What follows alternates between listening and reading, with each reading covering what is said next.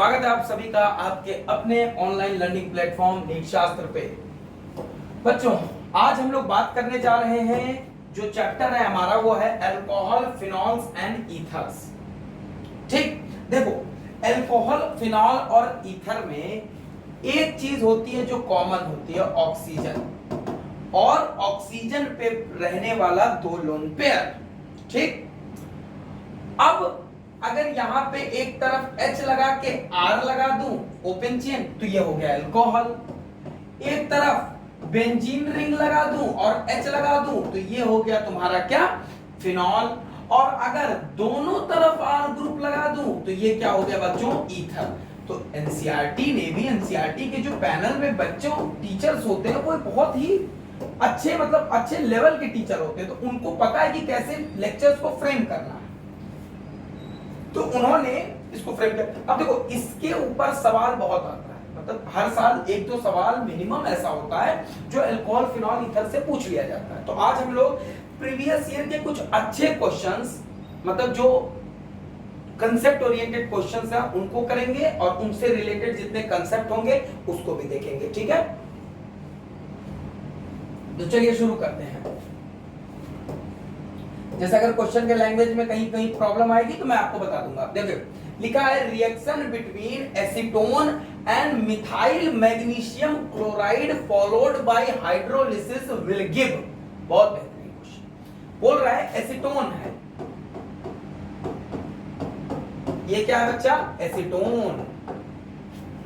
Acetone की reaction हम लोग किससे करा रहे हैं, CH3 MgBr से। Mg और Br के बीच में आयनिक बॉन्ड होता है और Mg और CH3 के बीच में कोवेलेंट बॉन्ड होता है, और इस कंपाउंड को हम लोग, इस स्पीसीज को हम लोग बोलते हैं ग्रिग्नार्ड रिएजेंट।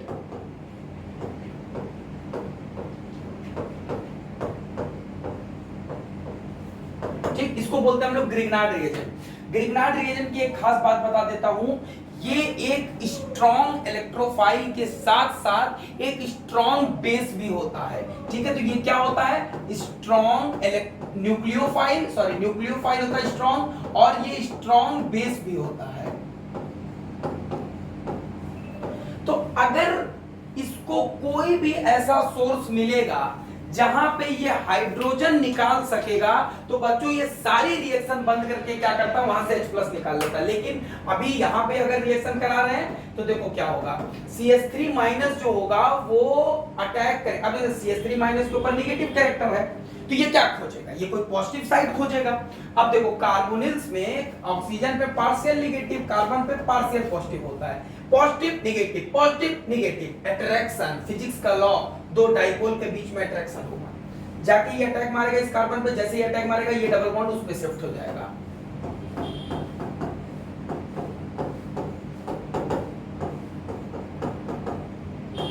ठीक है, अगले स्टेप पे क्या कर दी गई है, इसकी हाइड्रोलिसिस कर दी गई है। अच्छा देखो COH क्या होता है, ये होता है अल्कोहल। अल्कोहल जो होता है वो बहुत अच्छा एसिड नहीं होता, वीक एसिड होता है। तो जितने वीक एसिड्स होते हैं बच्चों, उसका जो कंजुगेट बेस होता है वो एक स्ट्रॉन्ग बेस होता है। तो ये स्ट्रॉन्ग बेस है, ये क्या करेगा, यहां से H+ को बाहर खींच लेगा, और H+ को बाहर खींच के क्या बना देगा,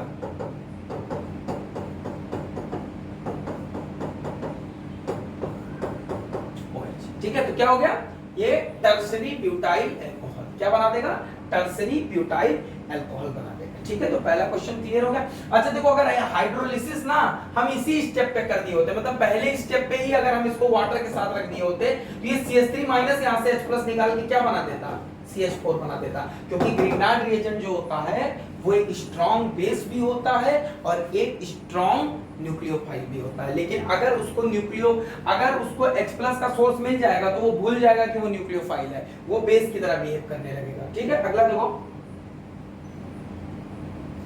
अगला क्वेश्चन है when vapors of a secondary alcohol is passed over heated copper at 573 kelvin the product formed is। देखो एक बात बताते रहा हूं, हीटेड कॉपर जो होगा वो एक ऑक्सीडाइजिंग एजेंट की तरह बिहेव करता है। तो वो क्या करता है बच्चों, सेकेंडरी अल्कोहल को, जैसे सेकेंडरी अल्कोहल है अगर कोई, अगर इसको हम कॉपर के ऊपर 573 केल्विन पे हीट करेंगे तो ये क्या करता है बच्चों, इसको ऑक्सीडाइज करा देगा और इसको किस में कन्वर्ट कर देगा, कीटोन में कन्वर्ट कर देगा। ठीक है, तो क्योंकि सेकेंडरी अल्कोहल ऑक्सीडाइज होगा तो कीटोन में ऑक्सीडाइज होगा, प्राइमरी अल्कोहल ऑक्सीडाइज होगा तो एल्डिहाइड में होगा। ठीक है, फर्स्ट ऑक्सीडेशन प्रोडक्ट।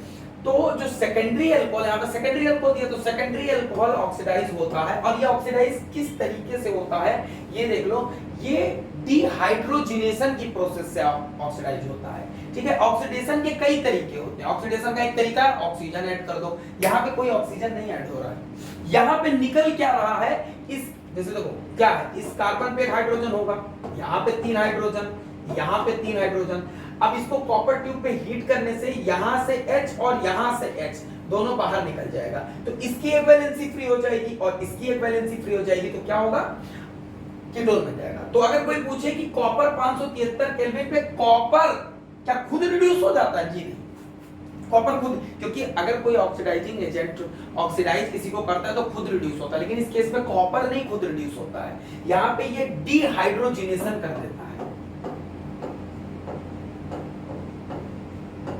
क्या कर देता है, डिहाइड्रोजिनेशन। ठीक है, लेकिन एक बात ध्यान दो बच्चे कि जब यही रिएक्शन हम टर्सरी के केस में करवाते हैं ना, अच्छा देखो सेकेंडरी में क्या होता है, जिसका OH है यहां से एक हाइड्रोजन निकल जाता है, यहां से एक हाइड्रोजन निकल जाता है, तो H2 निकल जाता है, -H2, तो डिहाइड्रोजिनेशन बोलते हैं। सेम कार्बन से H निकला और सेम कार्बन पे जो OH निकला वहां से H निकला, लेकिन टर्सरी वाले के पास यहां से तो H निकल जाएगा लेकिन इससे H निकलने के लिए जगह ही नहीं होती है, तो यहां से H2 निकल ही नहीं पाता।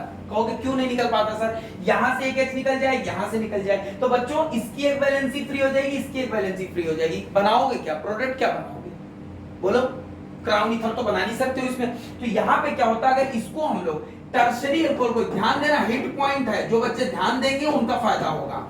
अगर टर्सरी अल्कोहल को कॉपर के साथ 573 केल्विन पे हीट करते हैं तो यहाँ पे बच्चों पानी निकलता है, यहाँ पे H2 नहीं निकलता है, यहाँ पे पानी, तो इस कार्बन की एक वैलेंसी, पूरा OH निकल गया ना, तो इस कार्बन की एक वैलेंसी फ्री हो जाती है और इस कार्बन की एक वैलेंसी फ्री हो जाती है, दोनों के बीच में पाई बॉन्ड का फॉर्मेशन हो जाता है। ठीक है, तो ये जो रिएक्शन है इसको हम लोग डिहाइड्रोजिनेशन नहीं बोलेंगे, इसको डिहाइड्रेशन रिएक्शन बोलेंगे।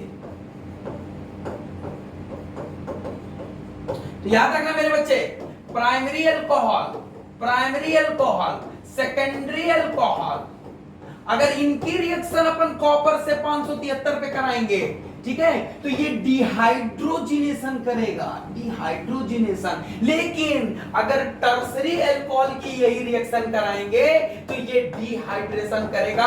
क्या मैं आप लोगों को ये बात क्लियर कर पाया हूं या नहीं कर पाया हूं, प्लीज बताइए। ठीक है, बहुत ही सिंपल चीज है, मैं बता रहा हूं। अगर इसमें सीधा सीधा क्वेश्चन आ गया तो घबराना नहीं, सीधे कर देना आराम से। ठीक है, जब 2019 में जब तूफान आया था उड़ीसा में, तो उसी समय नीट का पेपर था, तो उड़ीसा में नीट का पेपर कैंसिल कर दिया गया था, तो उड़ीसा में बाद में फिर से एग्जाम कराए गए थे, तो उस एग्जाम का ये पेपर है, जो उड़ीसा नीट था उसका पेपर है ये। अच्छा देखो बच्चों, थोड़ा अगर नहीं दिख रहा होगा बता दो, इन द रिएक्शन फिनॉल है,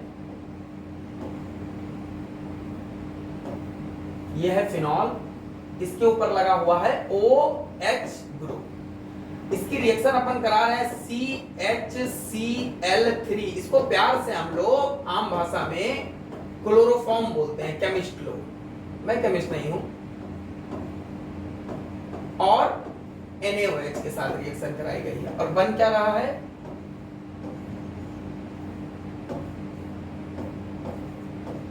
O Na+ और यहाँ पे CHO। ये रिएक्शन तुम्हारे सामने दी गई है। पहली बात तो ये बताते देता हूं, ये रिएक्शन कौन सी है, ये एग्जांपल है इलेक्ट्रोफिलिक सब्स्टिट्यूशन रिएक्शन का।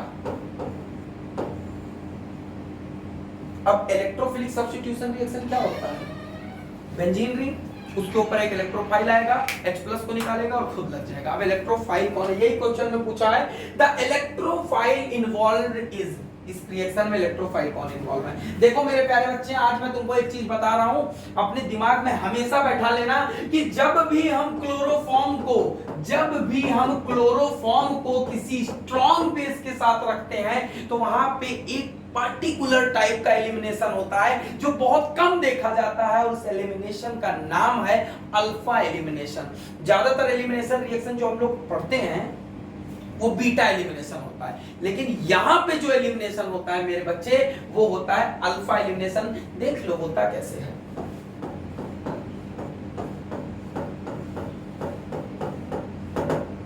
अच्छा, वैसे तो कार्बन हाइड्रोजन के बीच में कोई पोलैरिटी नहीं होती है बॉन्ड की, मतलब बॉन्ड नॉन पोलर जैसा होता है, लेकिन जब तीन तीन बड़े बड़े Cl ग्रुप लग जाते हैं इस कार्बन पे, और Cl के इलेक्ट्रोनेगेटिविटी कार्बन और हाइड्रोजन से कहीं ज्यादा होती है, तो Cl इलेक्ट्रॉन कार्बन से खींचता है, 3 Cl खींच रहा है तो इस कार्बन के ऊपर आता है पार्शियल पॉजिटिव, और जब इस कार्बन पे पार्शियल पॉजिटिव आता है, पहले देखो, पहले जो रिश्ता था कार्बन और हाइड्रोजन का वो प्यार का रिश्ता था, ना तो कार्बन खींचता था ना तो हाइड्रोजन खींचता था, आराम से रहते थे, इनर्ट रहते थे, किसी से रिएक्ट नहीं करते। लेकिन जब इस कार्बन पे 3-3 Cl ग्रुप लग जाते हैं ना, तो बोला जाता है ना, मम्मी पापा मना करते हैं कि उस दोस्त के साथ मत रहना, इसके साथ मत रहना। क्यों?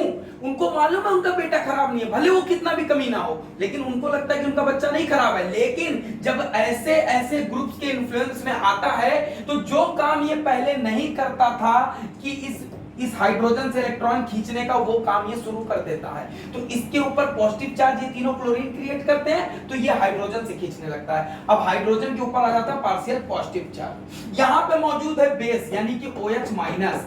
अब OH माइनस जो होता है वो तलाश में होता है कि कहां उसको H प्लस जैसी कोई चीज मिले और वहां से वो H प्लस को बाहर निकाल दे। तो नहीं मिलता था, लेकिन देखा यहां पे H पे पॉजिटिव चार्ज है, तुरंत यहां से H को क्या किया, बाहर निकाला और पानी बन के बाहर चला आया। और ये पानी लिक्विड फॉर्म में नहीं होगा, गैसियस फॉर्म में होगा। तो बचा क्या बच्चों? CCl3 minus.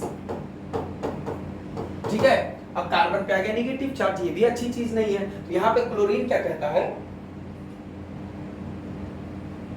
ये नियम होता है, देखो बच्चों, जब कोई आपके ऊपर प्रेशर आ जाता है ज्यादा, आप उसको नहीं सह पाते, तो आपका कोई फैमिली मेंबर जो उस प्रेशर को सह सकता है उसको अपने ऊपर ले लेता है, कहता है रुको मैं देख लूंगा।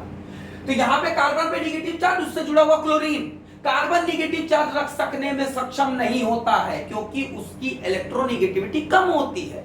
तो क्लोरीन बोलेगा कोई बात नहीं, ये दोनों इलेक्ट्रॉन मुझको दे दो, मैं Cl माइनस के फॉर्म में निकल जाता हूं और तुम्हारे ऊपर न्यूट्रल चार्ज हो जाएगा। अच्छा देखो, ये दोनों इलेक्ट्रॉन लेके जब Cl निकलेगा तो Cl माइनस हो जाएगा, कार्बन पे पॉजिटिव आ जाएगा, लेकिन पॉजिटिव नेगेटिव कैंसिल आउट हो जाएगा। तो यहाँ पे क्या बनेगा, CCl2। और इस तरीके के इलेक्ट्रोफाइल को हम लोग बोलते हैं बच्चों कार्बीन। क्या बनता है, कार्बीन। और ये कार्बीन अटैक करता है फिनॉल के ऊपर और ये कंपाउंड बनाता है। तो इस रिएक्शन में कौन सा अटैकिंग रिएजेंट है, डाइक्लोरोकार्बीन। क्या आप लोगों को ये चीज क्लियर हो गई है कि नहीं क्लियर हो गई है? याद रखना बच्चों, जब भी क्लोरोफॉर्म को बेस के साथ रखोगे तो वहां कार्बीन बनेगा। याद कर लो, एक और रिएक्शन है, एक और ऐसी रिएक्शन है बच्चों, उस रिएक्शन का नाम क्या है, राइमर-टाइमन रिएक्शन पढ़ा होगा, उसमें भी। और वैसे तो ये रिएक्शन वही है, राइमर-टाइमन ही है, सैलिसिलिक एल्डिहाइड बनता है उसमें। तो यहाँ पे सॉल्ट बना, इसको एसिडिक हाइड्रोलिसिस करोगे तो Na+ हट जाएगा। याद करो एक और रिएक्शन, कार्बिलमाइन रिएक्शन, याद है? नहीं याद होगा, उसमें भी यही रिएजेंट होता है। और जहां जहां अपने दिमाग में बैठा लो, जहां जहां प्यारे बच्चे क्लोरोफॉर्म बेस के साथ रखा जाएगा, वहां वहां कार्बीन का फॉर्मेशन होगा, ये चीज तय है। क्या आपको ये बात समझ में आ गई मेरे बच्चे?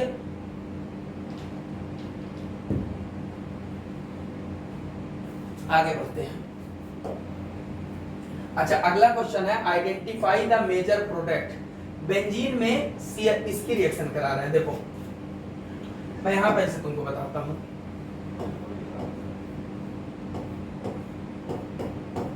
बेंजीन में इसकी reaction CH3 CH2 CH2 Cl करा रहे हैं AlCl3 के प्रोसेस में। ये पहली बात तो बता देता हूं, ये फ्रीडल क्राफ्ट एल्काइलेशन का एग्जांपल है। किसका एग्जांपल है?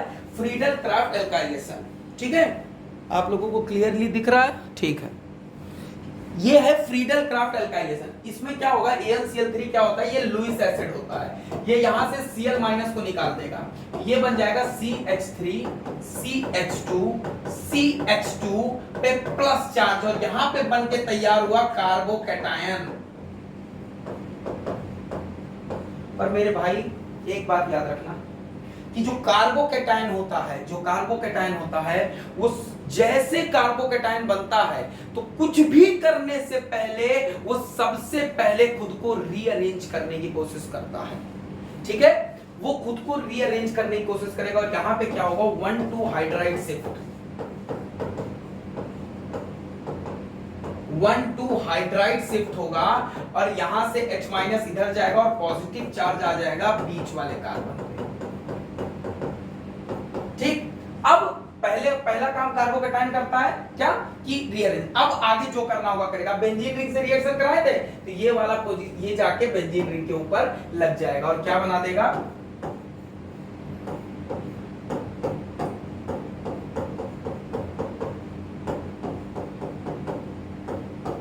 ठीक है।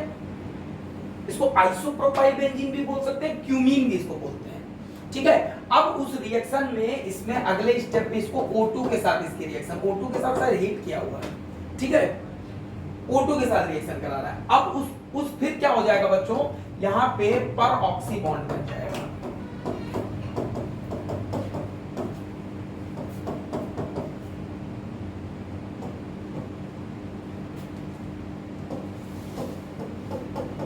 ठीक, क्या बन गया, पर ऑक्सी बॉन्ड बन गया। ठीक है ना बच्चों। अब उसके बाद अगले स्टेप पे क्या होगा, इसके देखते हैं क्वेश्चन में अगले स्टेप पे क्या पूछा है। हाँ, O2, फिर अगले स्टेप पे हाइड्रोलिसिस, फिर अगले स्टेप पे क्या कर दे रहा है, हाइड्रोलिसिस कर दे रहा है। चलो यहां पे बताता हूं अलग से।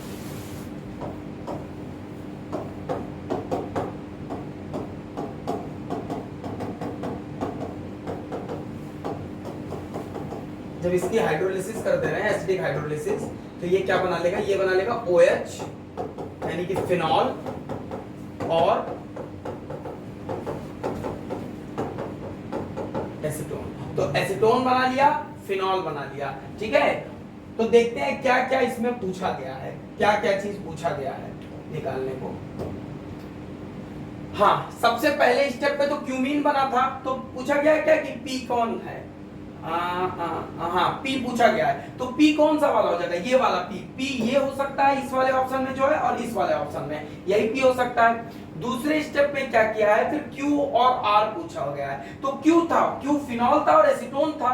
ठीक है, अरे फिनॉल बना था ना, देखोगे उसमें तो एक फिनॉल बना था, एक एसीटोन बना था। तो पहला वाला, ये दोनों तो ऑप्शन दोनों में कॉमन है, लेकिन इसमें क्यू फिनॉल है। ठीक है, और ये लेकिन सेकेंडरी अल्कोहल, लेकिन सेकेंडरी अल्कोहल नहीं, कीटोन बना था। तो कौन सा ऑप्शन सही हो जाएगा, डी वाला ऑप्शन सही हो जाएगा। ठीक है, आगे बढ़ते हैं। अच्छा, ये बहुत सिंपल है, which one of the most acidic compound. Acidic compound देखने के लिए फिनॉल में बस ये देखा करो कि जो ये ऑक्सीजन पे कंजुगेट बेस में नेगेटिव चार्ज आता है, ये सबसे ज्यादा स्टेबलाइज कब हो रहा है, तो जितने ज्यादा -M ग्रुप लगे हुए होंगे उतना ज्यादा स्टेबलाइज होगा। तो ये बताने का कोई ज्यादा मतलब नहीं, सी हो जाएगा।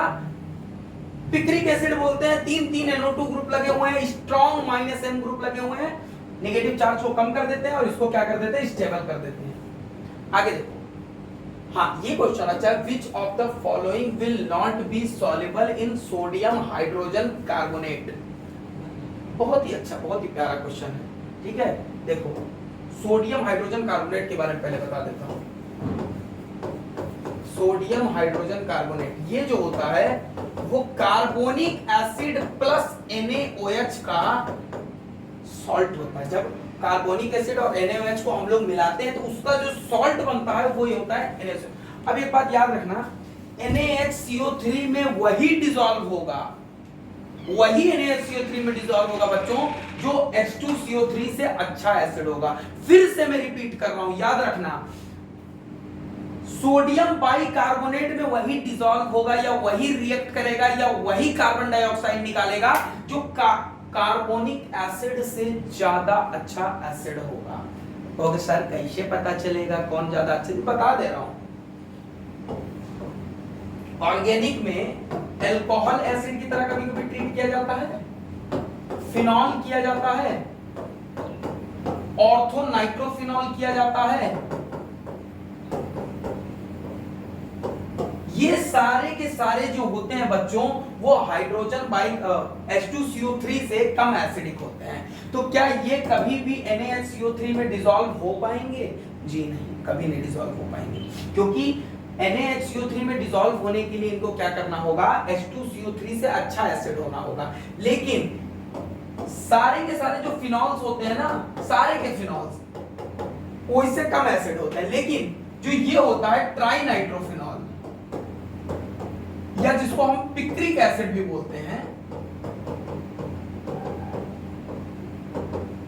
वो H2CO3 से ज्यादा एसिड, तो ये डिसॉल्व हो सकता है। आप देख लेते हैं इसमें उसमें कौन सा ऑप्शन है। इनमें से 2,4,6 ट्राइनाइट्रोफिनॉल डिसॉल्व हो जाएगा। बेंजोइक एसिड डिसॉल्व नहीं लिखा ना, बेंजोइक एसिड का नाम यानी कि डिसॉल्व हो जाएगा। ऑर्थोनाइट्रोफिनॉल और बेंजीन सल्फोनिक है, इसमें तो सल्फोनिक ग्रुप है यार, SO3H वाला सल्फोनिक ग्रुप तो वैसे भी ज्यादा एसिडिक होता है। तो मैंने यहाँ पे देखो ऑर्थोनाइट्रोफिनॉल लिखा था ना, कि ऑर्थोनाइट्रोफिनॉल जो होता है, जो ऑर्थोनाइट्रोफिनॉल होता है वो कम एसिडिक होता है। किससे? H2CO3 से। तो ये इसमें डिसॉल्व नहीं हो पाएगा। ठीक है, तो सी वाला ऑप्शन इसका करेक्ट हो जाएगा। आगे बढ़ते हैं। हाँ देखो ये क्या है इस रिएक्शन में, सबसे पहले KCN है, तो यहां से Br- को हटा के लगा दो CH3CN, न्यूक्लियोफिलिक सब्स्टिट्यूशन रिएक्शन। अगले स्टेप पे करा रहे हैं हाइड्रोलिसिस। साइनाइड की हाइड्रोलिसिस कराते हैं तो ये बना लेता है एसिड, ठीक है। उसके बाद LiLH4 से, मतलब रिडक्शन करा रहे हैं, तो LiLH4 से जब इसका रिडक्शन कराते हैं तो ये क्या बना लेता है बच्चों? अल्कोहल बना लेता है। ठीक, तो क्या बन रहा है? Acetone ethyl alcohol. Ethyl alcohol बन रहा है ना, तो कौन सा ऑप्शन सही हो जाएगा? डी वाला ऑप्शन सही हो जाएगा। ठीक, आगे देखो, anisole on cleavage with HI। अरे ये सिंपल सा क्वेश्चन है, देखो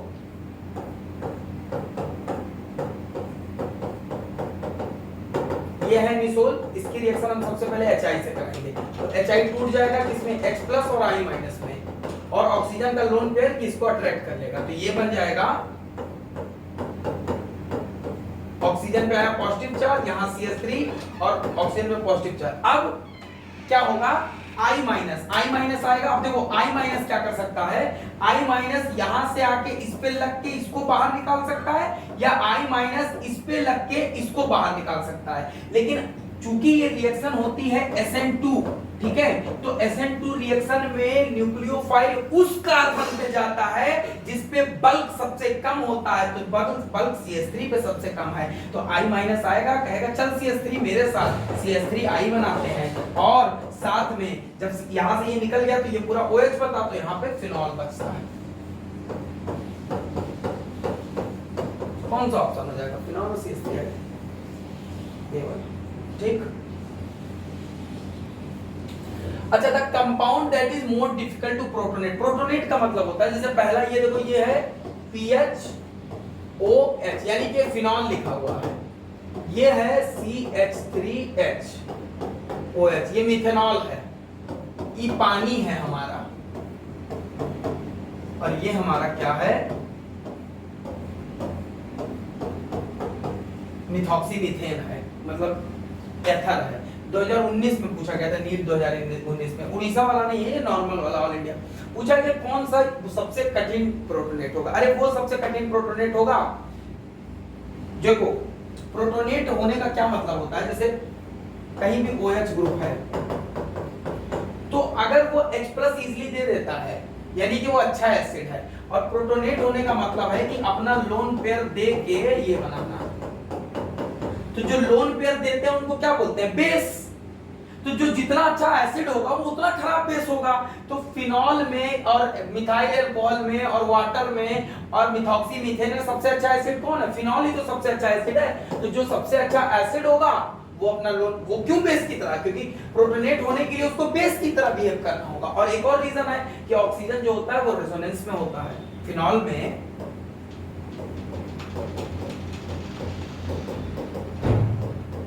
ऑक्सीजन क्या कहाँ होता है, रेजोनेंस में होता है। ठीक, आगे देखो, which of the following compounds has the most acidic nature. ठीक है, तो यहाँ पे बच्चों देखो फिनॉल है ऑप्शन में। एक बात याद रखना, आज हमेशा से एरोमेटिक अल्कोहल जो होते हैं, जो एरोमेटिक अल्कोहल होते हैं वो हमेशा एलिफैटिक अल्कोहल से ज्यादा एसिडिक होते हैं।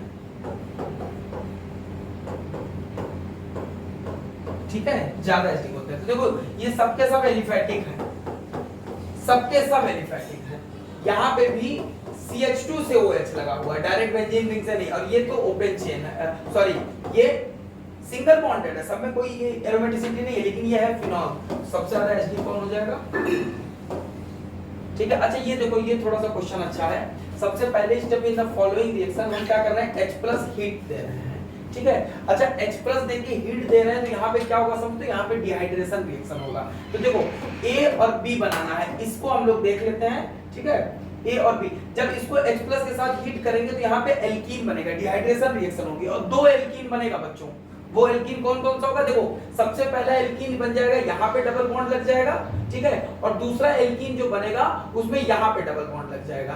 तो मेजर प्रोडक्ट वो होगा जिसमें अल्फा हाइड्रोजन की संख्या ज्यादा है, तो इसमें 3 3 6 अल्फा हाइड्रोजन, इसमें 3 3 6 3 9 अल्फा हाइड्रोजन। जब यहाँ लगेगा तो सिर्फ 1 अल्फा हाइड्रोजन बच रहा है और 3 4 अल्फा हाइड्रोजन बच रहा है। तो A हो जाएगा तुम्हारा, देखते हैं A क्या क्या पूछा, A और C। तो A कौन सा हो जाएगा, इसमें से एक किसमें सही है, ये वाले में, ये वाला जो बनेगा वो A बनेगा। तो B और D में है। ठीक है, B और D में सही है। अच्छा अब C पूछा है, तो फिर क्या किया, A में HBr डार्क लगा दिया है, एल्कीन में इसमें HBr लगा दो, वो भी डार्क में, मतलब कि एंटी मार्कोनिक ऑफ नहीं होगा। तो यानी कि Br यहाँ पे लग जाएगा। देखो Br किसमें, यहाँ पे है, इस कार्बन पे। अरे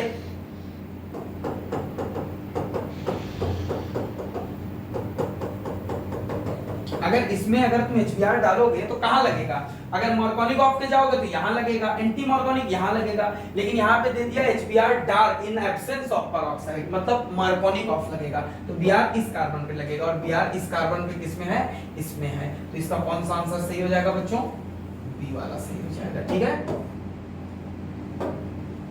ठीक है, चलो हो गया ये।